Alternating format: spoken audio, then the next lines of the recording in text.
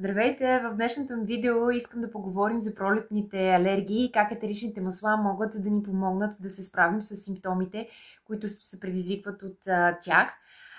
Само в Америка е направено проучване, което доказва, че 60 милиона човека се страдат от такива пролетни алергии. В световен мащаб цифрата със сигурност е много по-голяма, но благодарение на етеричните масла ние можем да се справим с тези така неприятни симптоми, като например течащ нос, запушен нос, сълзене на очите, главоболие, кашлица, кихане и всякакви такива неприятни симптоми. Етеричните масла, които аз препоръчвам, това са ментето, която ще ни помогне да отпушим синусите си и да предотвратиме усещането за драскащо гърло.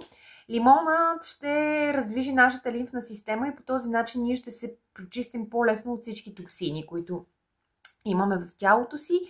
Джинджифилът е едно противовъзпалително етерично масло, което ще помогне на имунната ни система да се справи с всички с такива възпалителни процеси, които предизвикват тази алергия в тялото ни.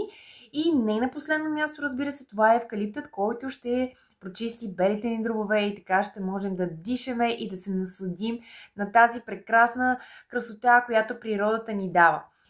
Мили мои, използвайте етеричните масла, защото те наистина са едни чудеса в нашите ръце и ако се абонирате за канала ми и продължавате да ме следвате, ще ви науча на още много прекрасни съвети.